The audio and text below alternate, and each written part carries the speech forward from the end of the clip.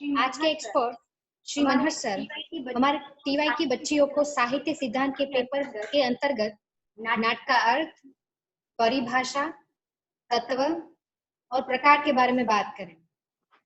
बच्चों को अनुरोध है कि जब भी सेशन का अंत हो, अपना हाथ इस तरह से उठाकर आप सवाल कर सकते हैं और एक्सपर्ट हमारा जवाब देंगे। तो अब over to Manhar sir. Thank you.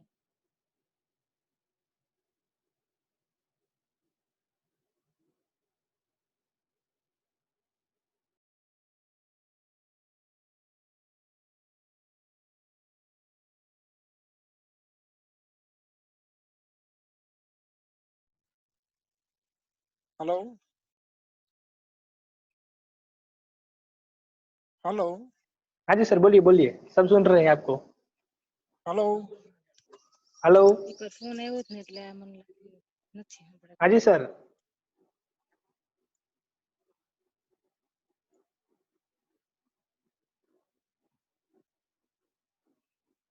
Hello.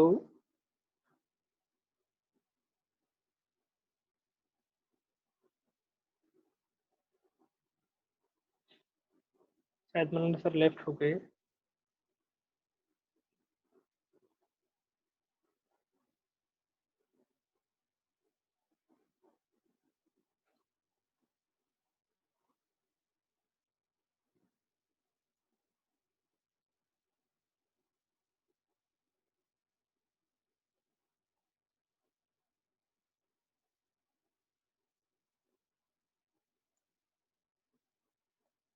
हमारे बीच फिर से जुड़ रहे हैं मनोज सर।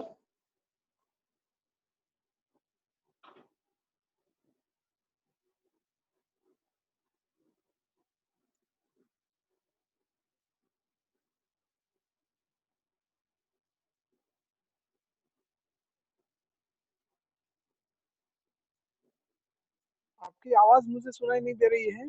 हाँ जी सर। हाँ, आपकी आवाज मुझे सुनाई नहीं दे रही थी। हाँ सर, वो आपका जो माइक था वो म्यूट हो गया था। हाँ, बस इसीलिए। हाँ जी सर, अभी हम सब आपको सुन सकते हैं सर। बिल्कुल बिल्कुल, आपको भी मेरी आवाज सुनाई दे रही है ना सबको? जी सर। धन्यवाद। चलिए शुरू करते हैं। कितनी छात्राएं जुड़ी हुई हैं? हेलो। 18 पार्टिसिपेंट्स ज्वाइन है यहाँ पर सर। Good, very good. चलिए जी। तो मैं अपनी बात शुरू करता हूँ। जी। आज जिस मुद्दे पर, जिस प्रश्न की हम चर्चा करने जा रहे हैं, वह सेमेस्टर 6 का पेपर नंबर 18 और उसके अंदर जो नाटक का टॉपिक है, उस टॉपिक पर हम बात करेंगे आज। तो प्लीज आप छात्राओं को सामने रखिए, ताकि क्या है कि उनकी ओर से कोई प्रश्न हो तो मैं रूबरू हो सके, उनके साथ बात कर सकूं और चर्चा कर सकूं। जो छात्राएं जुड़ी हैं, एक के बाद एक यदि मेरे स्क्रीन पर आ सकती हैं तो अलग बात है, तो ठीक है। हेलो। हाँ सर, उसके लिए आपको जो आपकी स्क्रीन है, हाँ, उसको राइट टू लेफ्ट आपको स्वाइप करना होगा। अगर आप okay right to left swipe करेंगे तो सभी बच्चियां आपको स्क्रीन पे बारी बारी से दिखाई देगी। ओके ओके, धन्यवाद। जी सर। हाँ, हो गया। नमस्कार शांति बहन, कैसे हो आप सब लोग? Hello hello. सभी बच्चे अनम्यूट हो गई है, आप सबसे बात कर सकते हैं। हाँ, अब बात करिए, because education is a two way process, right?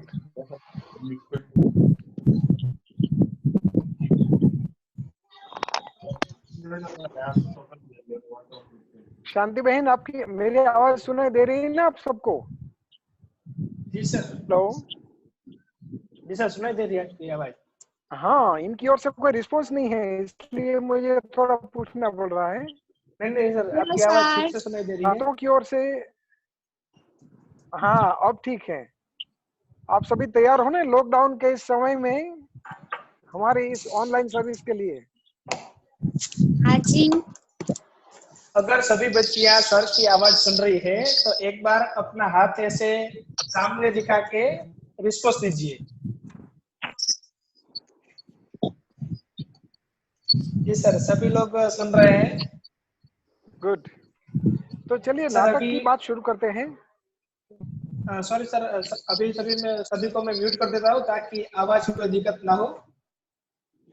सिर्फ लेकिन आपका ही माइक में ऑन रखूंगा नहीं, ताकि यदि सब म्यूट आपकी करेंगे, भाषा वाणी का लाभ ले सके। नहीं म्यूट करेंगे तो फिर टू वे प्रोसेस नहीं हो पाएगा ना। नहीं सर, वो उसके लिए जो भी बच्ची हाथ उठाएगी उसका माइक हम अनम्यूट कर देंगे। ओके ठीक है, चलिए चर्चा कर रहे हैं। वो मुद्दा है नाटक का।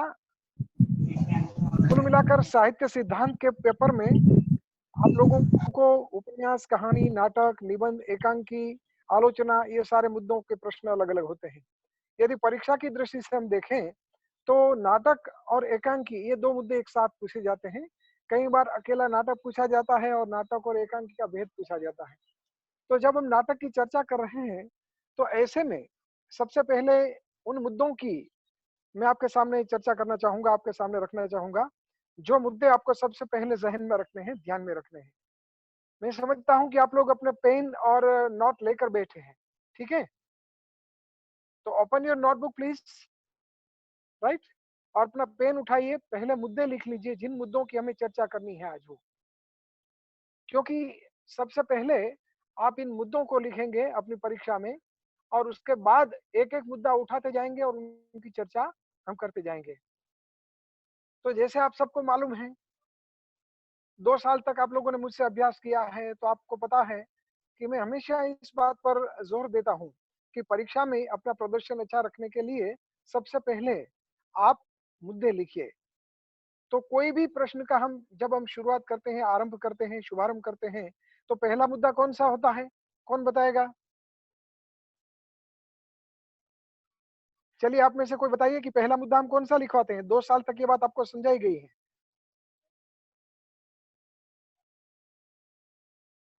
बताइए, जी सादिया निमू, अपना हाथ बोलिए। उठाइए। आप हाथ उठाइए तो सीधे आपकी आवाज मुझे सुनाई देगी। सादिया निमू। यस नीमू।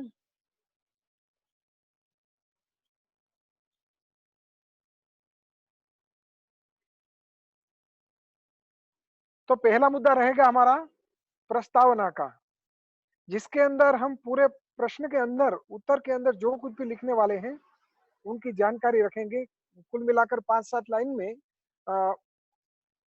बड़ी बड़ी जो जानकारियां हैं उनको वहां पर रखेंगे कि इस प्रश्न के अंतर्गत हम इन मुद्दों की चर्चा करने जा रहे हैं। तो सारी बातें उसमें आ जाएगी, ठीक है? दूसरा मुद्दा रहेगा नाटक का महत्व एवं लोकप्रियता। नाटक का महत्व एवं लोकप्रियता के कारण इन मुद्दों की चर्चा होगी, ठीक है?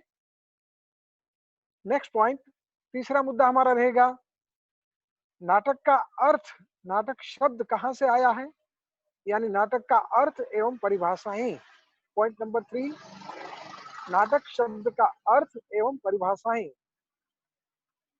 राइट? Note down please.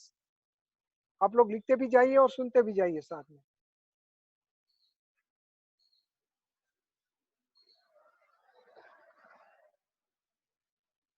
ठीक है? तीसरे मुद्दे के अंतर्गत कुछ पेटा मुद्दे आएंगे।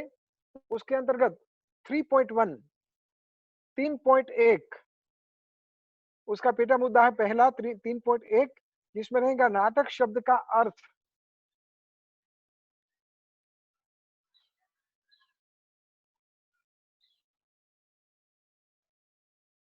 ठीक है? उसके बाद दूसरा मुद्दा रहेगा नाटक की परिभाषाएं। 3.2 नाटक की परिभाषाएं। फिर से उसके अंतर्गत अलग अलग 3 विभाग आ जाएंगे। ए, संस्कृत परिभाषाएं। बी, हिंदी परिभाषाएं। और सी, अंग्रेजी परिभाषाएं। ठीक है, तो ये पूरा तीसरा मुद्दा रहेगा अर्थ एवं परिभाषाओं का। पॉइंट नंबर 4, चौथा मुद्दे पर हम चले आगे। तो चौथे मुद्दे के अंदर हम चर्चा करेंगे, लिखिए पॉइंट नंबर 4, नाटक के तत्व। नाटक के तत्व, उसमें भी दो मुद्दे आएंगे। 4.1 4.1 भारतीय दृष्टि से तत्व, भारतीय दृष्टि से नाटक के तत्व, और उसके बाद 4.2 4.2 पाश्चात्य दृष्टि से नाटक के तत्व।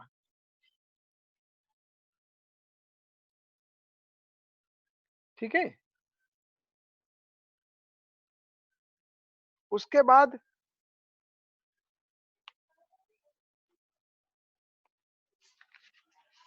यदि आपको नाटक और एकांकी का भेद पूछा गया है तो अलग बात है, नहीं तो ये छोड़ेंगे।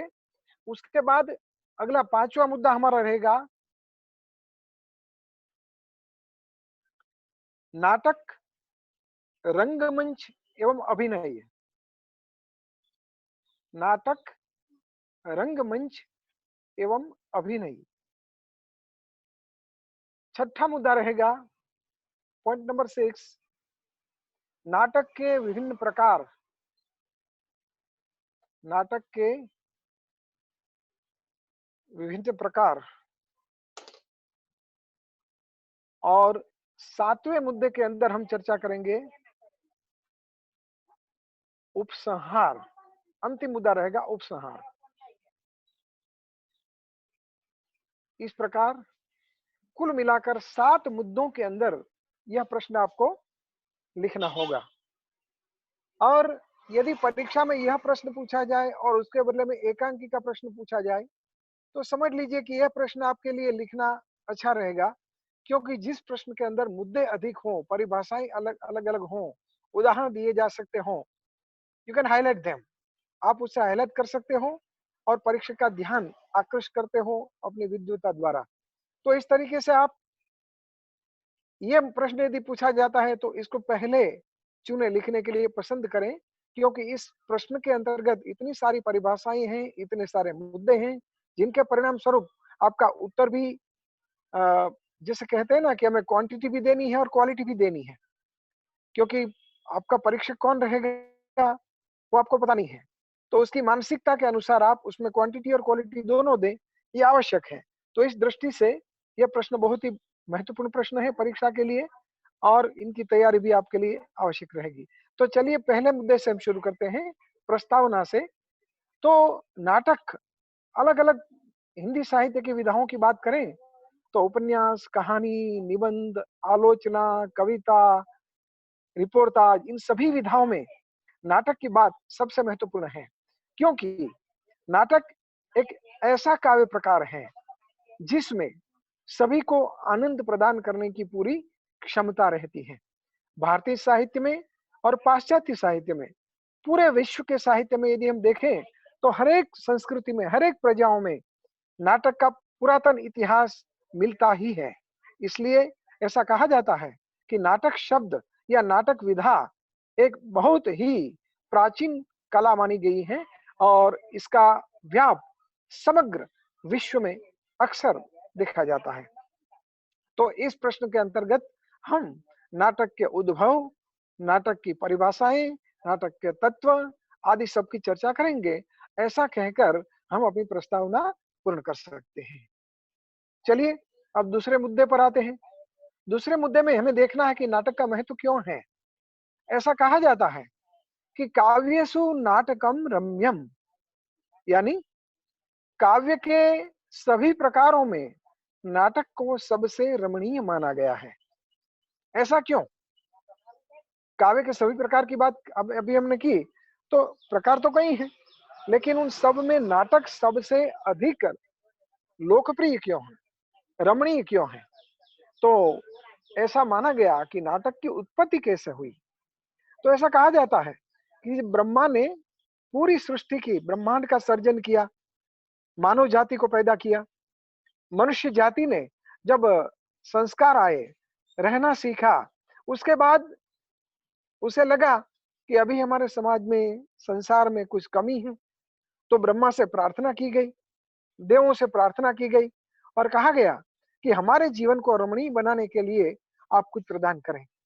तब ऐसा माना जाता है, हमारे संस्कृत साहित्य में ऐसा वर्णन है कि ब्रह्मा ने 4 वेदों से, अलग अलग वेद से अलग अलग सामग्री लेकर, जैसे अथर्ववेद से संगीत लिया, सामवेद से नृत्य लिया, इस प्रकार अलग अलग वेदों में से अलग अलग कलाओं को लेकर नाटक का सृजन किया।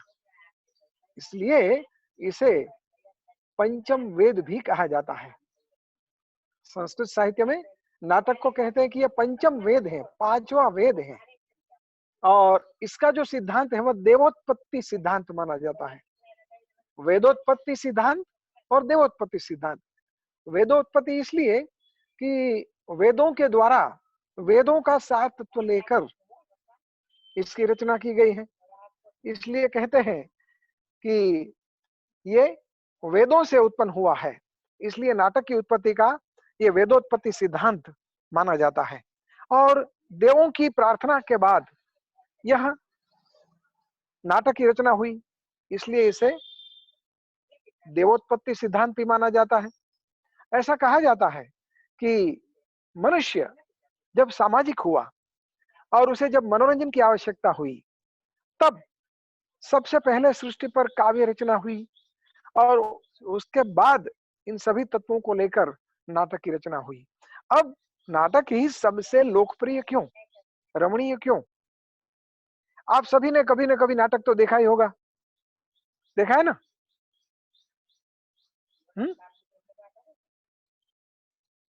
हेलो, उत्तर देते रहिए अपने हाथ उठाकर। आप सभी ने नाटक देखा है और जैसे कहा जाता है कि काव्य के जो भेद है, मुख्य भेद, उसमें से 2 प्रकार के भेद हैं, दृश्य काव्य और दूसरा, बताइए। काव्य के भेद आप लोग पढ़ चुके हैं ना? यस, बताओ। एक दृश्य काव्य और दूसरा, यस, आपकी आवाज नहीं आ रही है।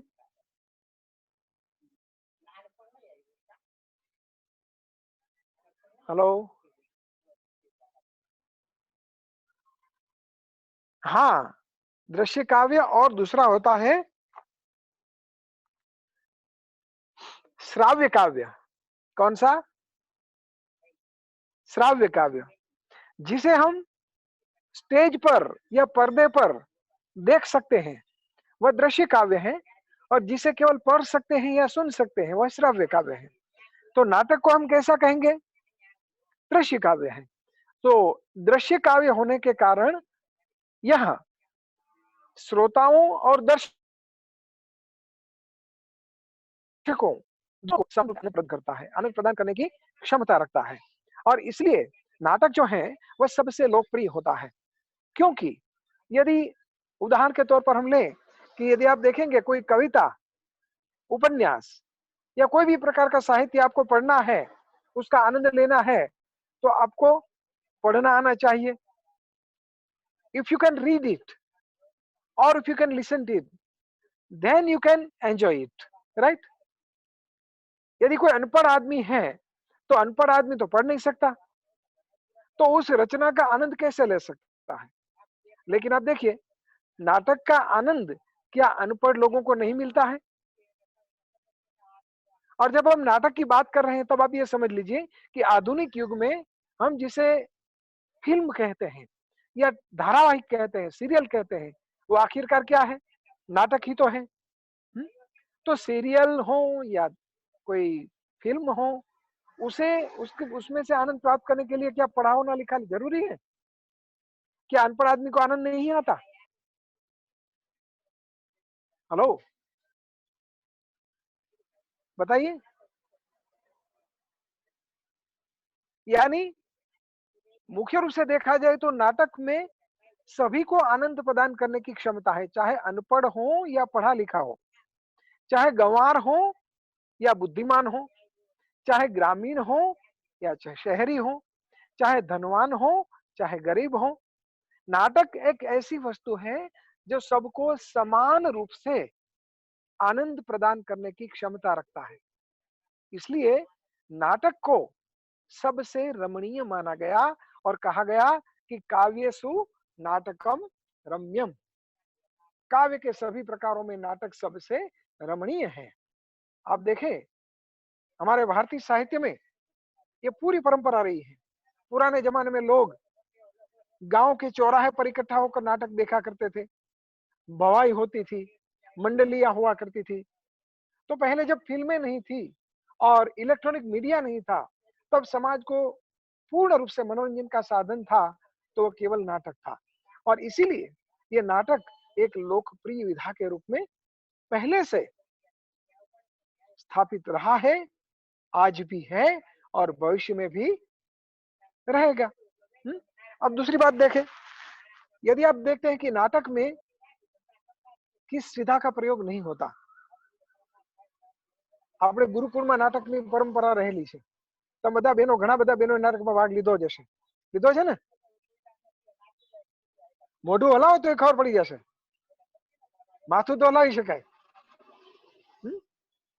કદાચ તમારો અવાજ મને સંભળાતો જ નથી બિલકુલ, પણ તમે હાના હાના કરી શકો ને? તો આપણી ગુરુકુળની નાટક પરંપરા છે, તમે જોઈ શકશો કે એક નાટક કરવું હોય તો આપણે કેટલી બધી તૈયારીઓ કરવી પડે છે। ये बात मैं इसलिए कह रहा हूं कि नाटक एक ऐसी विधा है जिसमें बाकी की सभी कलाओं का प्रयोग होता है। ऐसा माना जाता है कि 64 कलाओं का प्रयोग जब किया जाए तब जाकर नाटक संपन्न होता है। सर्व शास्त्राणि रीतानि कार्याणि सिद्धानि कला च संपूर्ण विद्यायाम यन्य यस्मिन् नश्यते तस्य नाटकः। सर्व शास्त्रों का जिसमें प्रयोग होता है, कौन सी कला का प्रयोग नहीं था? देखिए तो सही, नाटक के लिए एक बड़ा स्टेज बनाना पड़ेगा, तो स्टेज के लिए सुथार की, लोहार की, मिट्टीकार की, रंगकार की, दर्जी की, धोबी की, चित्रकार की, नृत्यकार की, संगीतकार की, सबकी जरूरत पड़ेगी। यानी कोई भी कला ऐसी नहीं है जिसका नाटक में प्रयोग न होता हो, है ना? नाटक के लिए सबकी आवश्यकता रहेगी कि नहीं रहेगी? और जब का संपूर्ण सहयोग सबका होगा तब जाकर नाटक पूर्ण होगा, तब जाकर उसका मंचन होगा। इसलिए नाटक एक ऐसी विधा मानी जाती है जिसमें सभी प्रकार की कलाओं का संयोग है। इन सभी कलाएं जब एक साथ दर्शकों के सामने प्रस्तुत होती हैं, मिलजुल कर एक पूरा प्रभाव डालती है। इसलिए नाटक को सभी विधाओं में सबसे लोकप्रिय माना गया, सराहा गया। और एक नाटक जब तैयार होता है तो इसमें कितने कलाकारों का योगदान होता है। बाकी का दूसरा कोई भी काव्य प्रकार ले लीजिए, साहित्य का प्रकार ले लीजिए, उसमें अकेला व्यक्ति पूरा सर्जन कर देगा, सबकी जरूरत नहीं रहेगी। लेकिन नाटक के लिए कितने सारे पात्रों की, कितनी चीजों की, एक बड़े स्टेज की, समय की, सब की आवश्यकता रहेगी और इन सब का संयोग नाटक में होता है। इसलिए नाटक सबसे लोकप्रिय विधा मानी गई। Got it? तो नाटक लोकप्रिय क्यों है, ये मुद्दा समझ में आ गया सबके?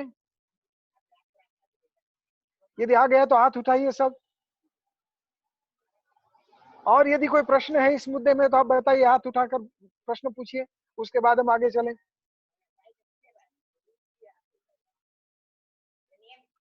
I'm waiting for your call. यदि आप सबको समझ में आ गया है तो यूं करिए, पता चलेगा कि आप सबको समझ में आ गया है। अपना अंगूठा उठाइए, हाँ समझ में आ गया है। गुड,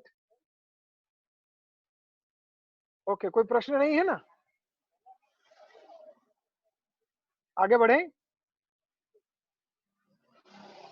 चलिए आगे बढ़ते हैं। अब नाटक शब्द और उसकी परिभाषाओं की ओर चले। तो संस्कृत में मूल धातु नट है। क्या है? नट धातु है। उस नट धातु से यह शब्द बना है नाटक। वैसे तो नाटक मूल शब्द भी नहीं है, मूल शब्द है रूपक। 10 रूपकार धनंजय ने इसकी व्याख्या करते हुए कहा है कि रूपक के 10 प्रकार हैं और उनमें से एक प्रकार है नाटक। लेकिन आजकल बाकी के सारे प्रकार गौण बन गए और नाटक खुद मुख्य बन गया है। इसे रूपक इसलिए कहा जाता है कि आपने देखा होगा कि नाटक में और क्या होता है, जो अभिनेता है वह रूप धारण करता है। जिस किसी का भी नाटक धारण करेगा उसका रूप धारण करेगा। जैसे रामायण का नाटक हो रहा होगा तो अभिनेता कौन सा रूप धारण करेगा? राम का रूप धारण करेगा, लक्ष्मण का रूप धारण करेगा, सीता का रूप धारण करेगा, रावण का रूप धारण करेगा। यानी रूपक इसलिए कहा गया है कि इसके अंतर्गत अलग अलग पात्र जो होते हैं उनका रूपण किया जाता है, आरोपण किया जाता है, उसे आरोपित किया जाता है और अभिनेता उसका रूप धारण करते हैं। इसलिए मूल शब्द नाटक नहीं है, मूल शब्द रूपक है और रूपक के 10 भेद बताए गए हैं। उनमें से एक भेद बताया गया है, वह है नाटक, जिसकी मूल धातु नट है। नट, नर्तन करना। तो ये शब्द यहां से आया है रूपक से।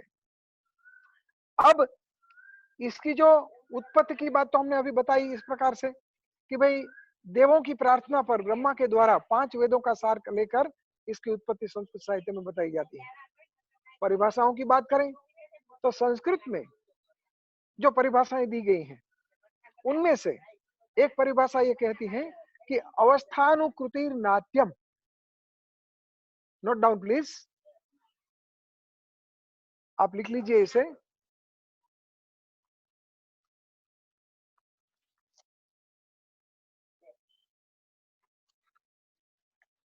हेलो,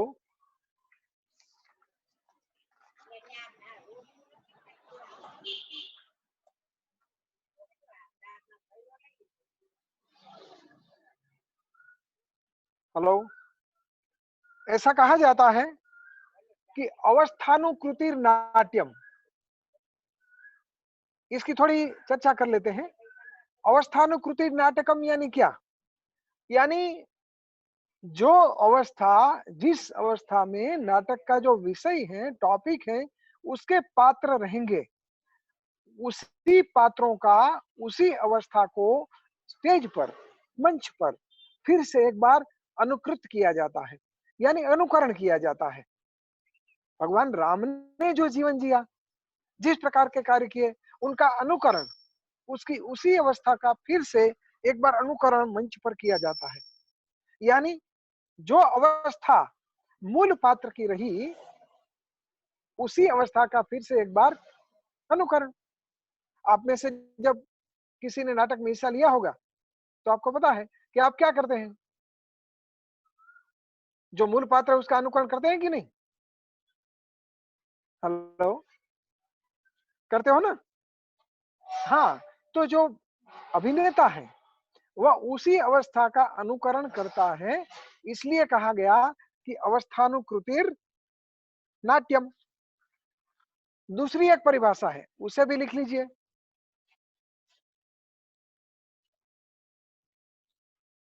तदुपारोपातु,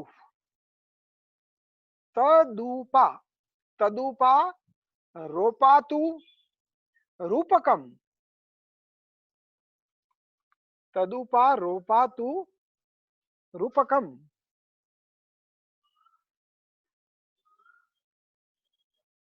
इसको देखें।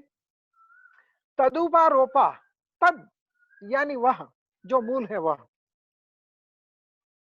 उसका रूप जो है, उसका आरोपण जिस पर किया जाता है और जिसमें किया जाता है वह क्या होता है? नाटक होता है। तदुपारोपातु रूपकम, रूपक। राम बना होगा वह राम के कपड़े धारण करेगा, राम के अनुसार जटा बांधेगा, राम के अनुसार वस्त्र, यदि राजा के रूप में है तो राजा के वस्त्र अलंकार आदि धारण करेगा, यानी उसका रूप लेगा। यानी यहाँ पर रूप का आरोपण है, इसलिए कहा गया कि तदुपा रोपा तू रूपकम, और फिर उस रूपक का एक भेद आ गया नाटक। तो इस प्रकार से संस्कृत साहित्य में अवस्था का अनुकरण और रूप का अनुकरण, रूप धारण करना, इन दो बाबतों को यह माना जाता है कि यह नाटक है। ये परिभाषाएं दी गई हैं, वैसे तो काफी परिभाषाएं दी गई हैं, लेकिन मूल रूप से जो 10 रूपककार धनंजय है, उस धनंजय की परिभाषा सबके महत्वपूर्ण मानी जाती है, क्योंकि 10 रूपक नाम का जो पूरा महाग्रंथ है वो आचार्य धनंजय ने लिखा है, और उसमें ये सारी बातें बताई गई है। ओके, संस्कृत के बाद अब हिंदी परिभाषाओं की मुख करें हम। संस्कृत की 2 परिभाषाएं आ गई, अब हिंदी परिभाषाओं को देखते हैं। हिंदी में अक्सर जो परिभाषाएं दी गई हैं, वे सारी परिभाषाएं ज्यादातर जो संस्कृत की परिभाषाएं हैं उन्हीं से परिभाषित हैं। यदि आप पारिभाषिक शब्दकोश में देखेंगे, हिंदी का जो शाब्दिक पारिभाषिक कोश है, उसमें यदि आप देखते हैं तो ऐसा कहा जाता है कि नाटक रूपक का प्रमुख भेद, और अपनी प्रधानता के कारण ये बाकी के भेदों को गौण बनाते हुए आज नाटक ही रूपक बन गया है, ऐसा पारिभाषिक शब्दकोश में बताया जाता है। हिंदी साहित्य का जो पारिभाषिक शब्दकोश है साहित्य शास्त्र का, उसमें यह बताया गया है कि रूपक के जो 10 भेद हैं, उसमें से एक भेद नाटक, और आजकल नाटक इतना मुख्य बन गया है कि बाकी के सारे भेद गौण हो गए हैं। एक परिभाषा ये हुई। यदि हम सुमन मलिक नाम के विद्वान हैं, उनकी परिभाषा को देखना चाहें, सुमन मलिक ने यह कहा है कि उसका जो ग्रंथ है साहित्य विवेचन के सिद्धांत, please note down it, note कर लीजिए इसे, साहित्य विवेचन के सिद्धांत नामक ग्रंथ में उन्होंने ये कहा है, दृश्य काव्य को नाटक कहते हैं,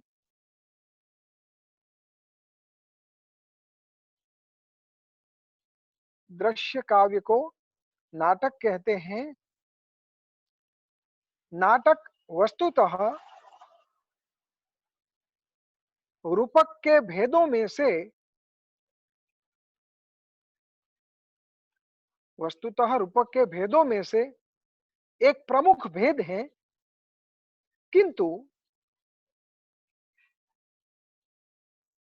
आज वह रूपक शब्द के लिए, आज वह रूपक शब्द के लिए रूढ़ हो चुका है, रूढ़ हो चुका है। यानी अक्सर हिंदी विद्वानों ने जो परिभाषाएं दी हैं, वह संस्कृत का हिंदीकरण करके दी है, अपनी ओर से कोई बात बताई हो, नई बात बताई हो, ऐसा कम दिखता है। तो ये 2 परिभाषाएं हुई हिंदी की। अब 2 परिभाषाएं करते हैं, देखते हैं अंग्रेजी की। 3.3 अंग्रेजी परिभाषाएं या पाश्चात्य परिभाषाएं।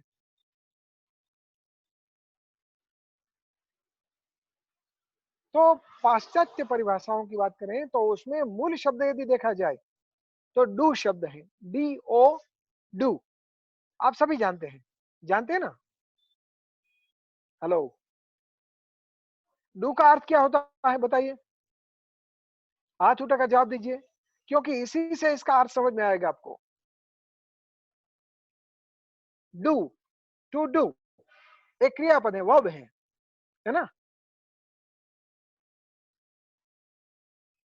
आप लोग केवल सुन रहे हैं, उत्तर नहीं दे पा रहे हो। तो हाथ उठाइए और उत्तर दीजिए।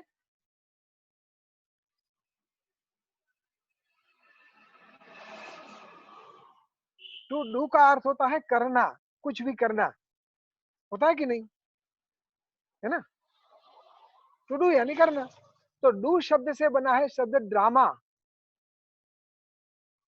एक्ट, मूल डू से बनता है एक्ट। क्या बनता है? एक्ट, करना यानी एक्ट, ACT, एक्ट। और एक्ट शब्द से शब्द आया एक्टिंग। क्या शब्द आया? एक्टिंग शब्द बना उससे।